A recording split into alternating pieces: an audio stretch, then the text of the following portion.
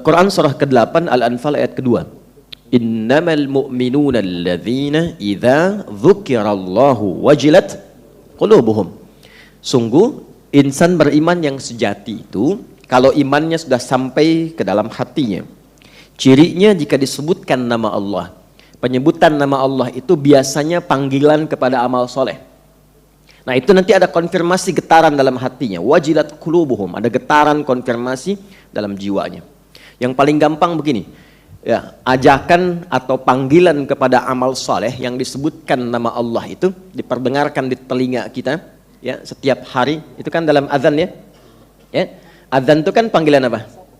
Salat kan? Salat amal soleh kan, ya? Baik, ya.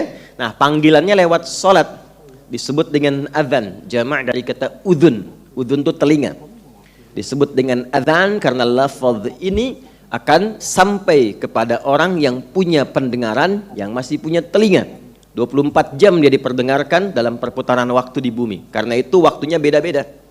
Ya, antara tanah kusir, ya jangankan dengan tanah suci, dengan tanah abang aja kan beda kan? Ya. Ada perbedaan. Kenapa? Karena nanti kalau kita riset itu 24 jam terus diperdengarkan. Nah, ketika azan dikumandangkan, Allahu Akbar, Allahu Akbar. Orang yang punya iman itu pasti ada getaran, ada konfirmasi. Minimal ada bisikan dalam hatinya, sudah adzan. Pernah merasakan itu enggak? Nah, itu tandanya sudah sampai ke hati. Nah, kalau yang belum punya iman atau imannya belum sampai ke hati, cuman di lisan, ya, cuma mengatakan saya juga muslim, syahadat, ya di KTP saya juga Islam, tapi belum sampai ke dalam hatinya. Itu getarannya nggak akan terkonfirmasi, walaupun mengaku muslim. Allahu Akbar, kecilin dikit. Nah, misalnya, padahal muslim misalnya. Nah, yang seperti itu di era Nabi sudah ada ayatnya. Itu yang keluar. Jadi kalau ada orang terbiasa berkata-kata kotor, memang pulsa hatinya itu kotor. Sehingga kosakata yang keluarnya kotor. Tapi kalau hatinya baik, maka semua ekspresi yang tulus keluar dalam bagian tubuhnya itu pasti mengarah pada kebaikan. Jadi segala yang bersumber dalam hati itu butuh pembuktian. Dari mana taunya ibu sayang kepada anak? Ketika dipangku, dirawat, disayang, ya, kemudian diberikan yang terbaik, kan ada ekspresi. Ekspresi itu disebut dengan amal. Ya? Karena itu sering saya nasihatkan kepada para perempuan yang belum menikah, kalau ada laki-laki mengatakan aku mencintaimu, jangan percaya. Jangan percaya. Karena cintanya baru di lisan. Ya, katakan cinta itu seperti iman. Tidak cukup diungkapkan di lisan. Tuliskan namaku di buku pernikahan kita berdua. BPKB ya, buku pernikahan kita. Ya, bikin status tuh. Baik. Nah, jadi dalam konteks kehidupan dunia saja, segala yang di hati butuh pembuktian. Dan nanti pembuktian itu menunjukkan parameter kekuatan apa yang ada dalam hati itu. Semakin dia optimis, semangat, rajin melakukan, ini menunjukkan tekad yang ada dalam jiwanya itu kuat. Demikian pula dengan iman. Seseorang yang mengatakan saya beriman kepada Allah.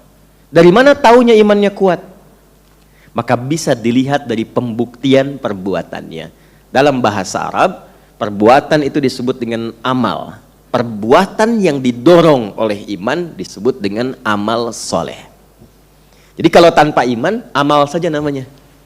Kalau tanpa iman ya, itu amal saja. Nggak disebut soleh. Contoh, Bapak kerja nih, ada CSR, dijadikan untuk bangun jalan misalnya. Ya, tapi standar bangun jalan saja. Nggak peduli mau dipakai apa misalnya. Walaupun itu baik, itu tidak disebut soleh. Itu amal namanya. Ya. Ada di era Nabi, dikonfirmasi oleh Sayyidah Aisyah radhiyallahu taala anha dalam satu riwayat, dikonsultasikan, ya Rasulullah, si fulan itu orang baik, sering dia menyumbang, dermawan, sering bantu, tapi dia belum beriman. Jadi perbuatan baiknya tidak didorong dengan imannya. Kan ada yang belum beriman yang suka bantu orang ya, kasih sembako misalnya kan, ada musibah dia kirimkan tenda juga. Nah, apa statusnya di hadapan Allah? Maka turunlah Quran surah ke-25 Al-Furqan di ayat ke-23. Dan di situ disebutkan amalnya tapi tidak disebutkan salehnya. Wa qadimna ila ma'amilu min amalin faja'alnahu haba'an manthura.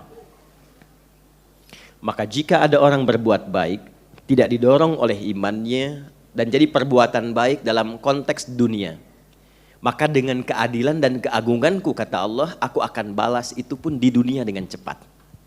Adilnya Allah dibalas. Tapi karena sifatnya dunia, maka balasannya dunia. Kalau perbuatan dunia dibalas akhirat, Allah tidak adil. Tapi karena Allah maha adil, dibalas di dunia. Apa balasannya? Dia diapresiasi, ya kan?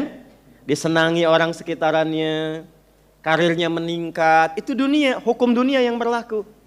Tapi ketika kembali ke akhirat, perbuatan yang dikerjakan itu tidak mampu terkonversi menjadi bekal akhirat. Karena ke akhirat bekalnya beda.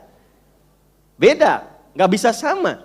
Anda dari Indonesia ke Malaysia, maaf, mata uangnya sama nggak? Aturannya sama nggak? Beda. Ke Amerika sama nggak? Beda. Di dunia saja pindah tempat beda. Sekarang Anda mau ke akhirat, pengen sama hukumnya, ya nggak bisa, Joni. Nggak sama. Ya, mesti ada perbedaan spesifik. Karena itulah nanti kunci akhirat itu adalah iman. Untuk dunia jadi berkah, untuk akhirat jadi pahala. Itu konsepnya. Jadi sesuatu yang dikerjakan di dunia dengan iman, itu melahirkan berkah namanya. Jelas? Apa itu berkah? Ziyadatul khair, bertambah nilai kebaikannya. Jadi orang tuh kalau beriman pasti baik. Ini mata nih memandang ya. Tapi kalau mandangnya pakai iman, pasti melihatnya yang baik-baik. Gak akan mungkin yang gak baik dilihat. Ini lisan nih, bertutur. Kalau bertuturnya pakai iman, itu pasti berkata yang baik-baik. Gak mungkin berkata yang tidak baik. Itu sedang berjalan tuh, sedang merapat tuh. Ya. Kalau merapatnya pakai iman, gak mungkin dorong-dorongan.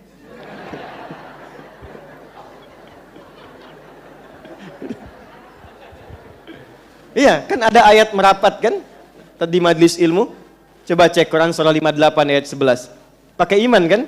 Ya ayyuhalladzina amanu idza qila lakum tafassahu fil majalisi fafsahu yafsahillahu lakum. Hei orang-orang beriman, imannya dulu. Jika disampaikan pada Anda, tuh yang nyampaikan depan tuh. Ya? Luaskan, maju, rapatkan. Silahkan, tapi pakai iman. Makanya pakai apa di situ?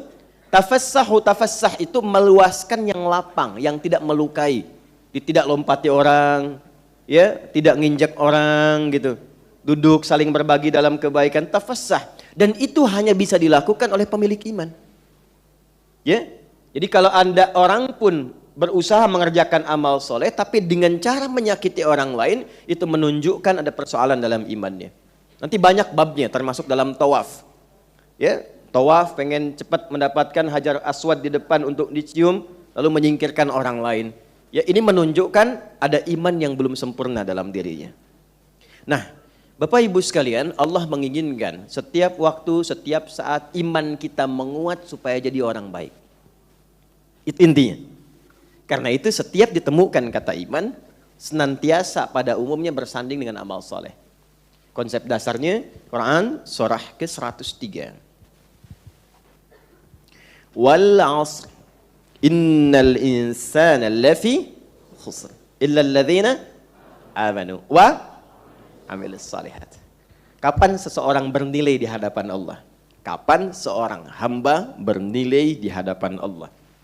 Baik itu perilakunya, pemanfaatan waktunya, dan semua kegiatan hariannya.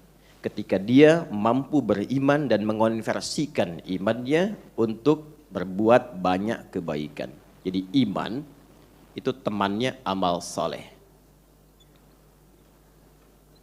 Perbuatan baik yang disenangi oleh Allah sumbernya dari iman. Jadi orang beriman pasti baik.